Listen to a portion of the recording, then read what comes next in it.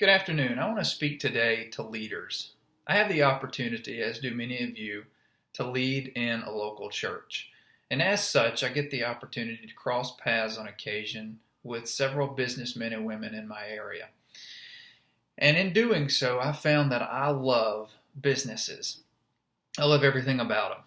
I love the fresh ideas of new entrepreneurs, and I love it when they succeed. Well, one of my entrepreneur friends recently took me on a tour of a DC-based business that calls itself a business incubator.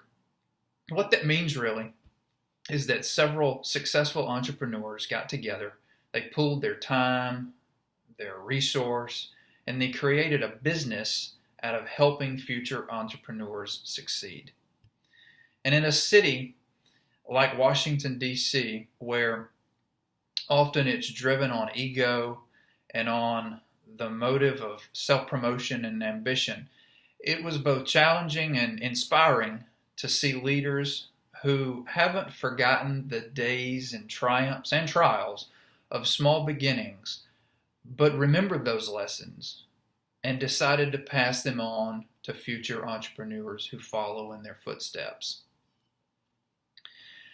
As my tour progressed that afternoon, I was really reminded of Zechariah, specifically the 4th chapter in the 10th verse that tells of people who are really entrepreneurs in their own right, to despise not the days of small beginning, for the Lord rejoices as his work begins.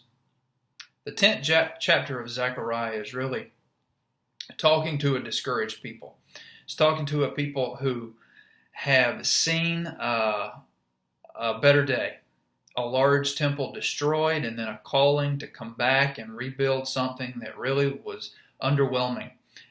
And they grumbled. Perhaps those despisers were discouraged because they were a relatively small group of people, and they forgot that oftentimes it's a remnant that begins and brings God's work to fruition. They were grumbling until their leadership provided perspective on the task at hand. Some of you have grumblers in your ministry. Some of you are grumbling yourself. Maybe you've lost sight of what God has called you to, or you have people in your ministry who have lost sight of the vision that they have been given themselves. I'm convinced that our ministries should be vision incubators. They should be incubators for the call that God has placed upon us, and we as leaders should foster incubators to grow and develop the call that God has put on those with whom we are charged to steward. You know, ministry takes you a lot of interesting places, and some of them are unfortunate. Many of you, like myself, have been taken into hospitals to visit the sick and the tired and the dying.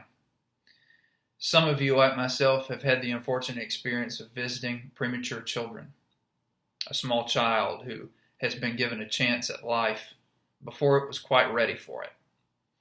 And they put those newborn babies in machines, in incubators, in an environment that's conducive to sustaining life, until that life is ready to stand on its own, is ready to sustain itself, and is healthy enough to sustain itself. I believe that we can create those environments. We can offer those environments for life, for nurturing vision, for nurturing leadership. We can do it. It's challenging, but we can. And we can do it by following 4 easy steps. First, we've got to value our people. People must matter. And whatever we do, whatever we say, and wherever we say it, we must communicate that people matter. When proclaiming the vision to rebuild Jerusalem, Zechariah prophesies, "I am returning to Jerusalem with mercy. My house shall be built in it." The term built here is in the Greek is bane, which denotes building something much greater than a physical structure. Interesting enough, it's the root word of ben, which means son, and banim, which means children. What's being said really here is that sons are the foundation. They aren't just building a place, but they're building people. And I believe that's our charge today as leaders in the kingdom of God. If we ever lose sight of that and we put task, the mundane list of endless to-dos, over the touch of relationship, then I just believe that we've effectively nullified ourselves as leaders. People must matter. Next, to incubate vision and leadership in our ministries, we've got to simply be aware. We've got to be aware of the awesome within our ministries, and we've got to be aware of the awful in our ministries too. You know, leadership requires feedback, and that's uncomfortable sometimes. Pastor, entrepreneur, and leadership expert John Maxwell says it takes a leader to know a leader, it takes a leader to grow a leader, and it takes a leader to show a leader. Healthy feedback identifies failures and provides boundaries for one to succeed.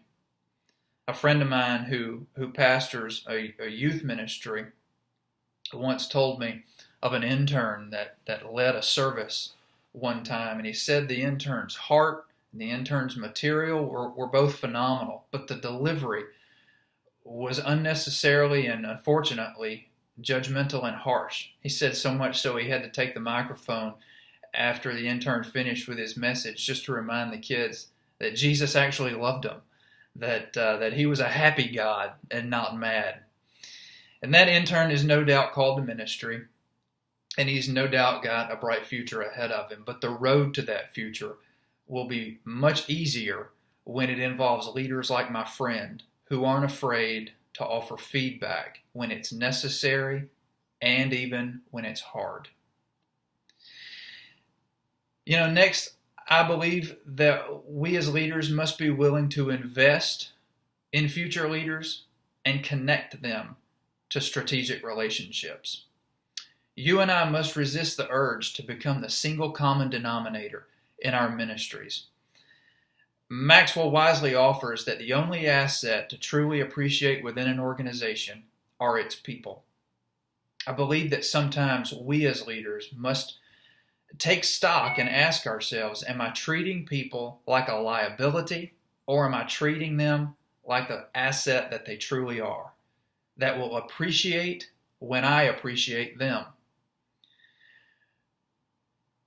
If we invest in others, then we not only multiply the effectiveness of our organization, but we multiply the effectiveness of ourselves, and more importantly, the effectiveness of the leaders with whom we serve and with whom we are called to serve. Finally, to successfully incubate a vision and passions in those around us, we must be willing to defend it. What are we as leaders willing to invest in? What are we willing to defend? Nehemiah 4:17 offers those who worked on the wall carried their mission to build the wall in one hand, and they carried a sword in the other. I believe that's our call as well. That's our call as leaders.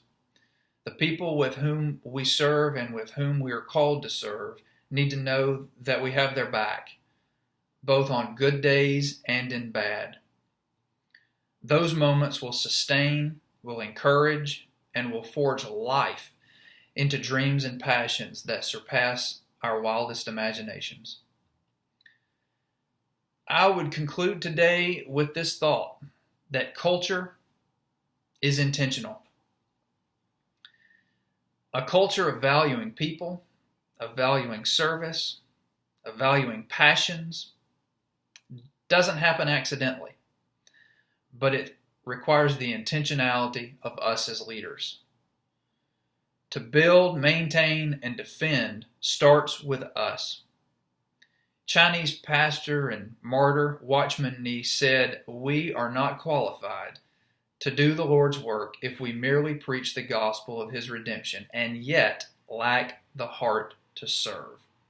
As leaders, that service must include identifying and incubating passions in others. Only through that intentional leadership, that intentional nurturing, can we truly identify, grow, and incubate leaders that will not only impact our churches and our organizations, but impact the way that we want and the way that we need them to, our cities and our world. Thank you.